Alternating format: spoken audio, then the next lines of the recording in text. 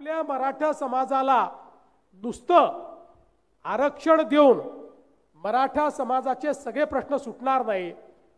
एवढा मोठा समाज आहे, त्या मनाने नोकऱ्या या तेवढ्या मोठ्या प्रमाणात निघत नाहीत आणि म्हणून मग ज्यावेळेस मी मुख्यमंत्री होतो त्यावेळेस काही निर्णय आपण घेतले। मराठा समाजातल्या आमच्या तरुणांना उच्च शिक्षणामध्ये शैक्षणिक प्रतिपूर्तीची योजना आपण सुरू केली। पैशाअभावी डॉक्टर, इंजिनियर, MBA, BBA या वेगवेगळ्या कोर्सेसमध्ये आमच्या तरुणींना शिकता येत नव्हतं आणि म्हणून त्यांना शिक्षणाचं दालन आपण उघडं करून दिलं। त्याकरता आपण शैक्षणिक प्रतिपूर्तीची योजना ही तयार केली। मग प्रश्न आला, शैक्षणिक प्रतिपूर्ती तुम्ही देतात पण शहरामध्ये राहण्याची व्यवस्था आमच्याकडे नाही, त्यात काय करायचं? आपण हॉस्टेल काढणं सुरू केलं। हॉस्टेलला उशीर होता म्हणून मग आपण निर्णय घेतला 60,000 रुपये आमच्या मराठा तरुण तरुणींना त्या ठिकाणी भत्ता म्हणून दरवर्षी देण्याचा आपण निर्णय घेतला की ते त्या ठिकाणी खोली करून राहू शकतील, मेसमध्ये जेवू शकतील आणि राहण्याची व्यवस्था नाही, नातेवाईक नाही, म्हणून कोणालाही शिक्षण सोडण्याची आवश्यकता पडणार नाही। अशा प्रकारची योजना आपण सुरू केली जी आजही मोठ्या प्रमाणात आमच्या तरुणांकरता त्या ठिकाणी काम करते आहे। तिसरं आपण जी योजना तयार केली की आमच्या तरुणांना वेगवेगळ्या प्रकारचं ट्रेनिंग मिळालं पाहिजे।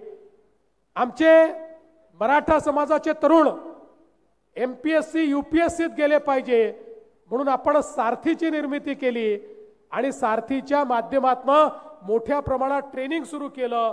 मला सांगताना आनंद वाटतो की आतापर्यंत UPSC, IAS, IPS मध्ये सारथीच्या माध्यमातून आपल्या 112 तरुणांची नियुक्ती त्या ठिकाणी झाली।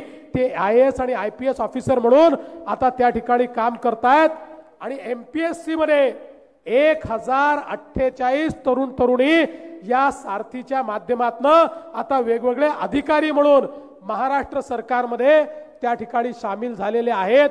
त्यामुळे आता हा टक्का देखील आपल्या समाजाचा मोठ्या प्रमाणात वाढतोय। यासोबत आपण सारथीच्या माध्यमातून वेगवेगळ्या प्रकारच्या योजना सुरू केल्या, ज्या योजनांच्या माध्यमातून 8,38,477 तरुणांना सारथीच्या योजनांचा लाभ हा आतापर्यंत आपण केला दिला, ज्यातनं वेगवेगळ्या प्रकारची प्रशिक्षण त्यांना मिळाली।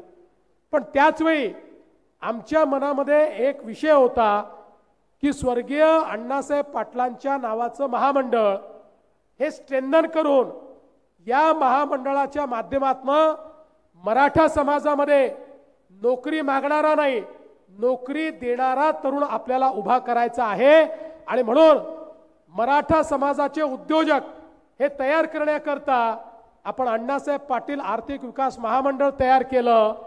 आणि मला सांगताना आनंद वाटतो ते स्ट्रेंथन केल्यानंतर हा प्रश्न होता की प्रामाणिकपणे या महामंडळाचं काम कोण करू शकेल आणि एकच नाव आमच्या समोर होतं, नरेंद्र अण्णासाहेब पाटलांचं।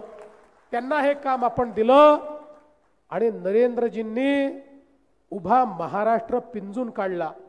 एकेका तालुक्यामध्ये जाऊन उद्योजक शोधायचे, मुलांना ट्रेनिंग द्यायचं, त्यांना कर्ज मिळवून द्यायचं, त्यांची प्रतिपूर्ती करायची आणि मला सांगताना आनंद वाटतो की त्यांच्या माध्यमातून 1.5 लाख तरुण जे नोकरी मागणारे होते ते नोकरी देणारे झाले, उद्योजक म्हणून या ठिकाणी तयार झाले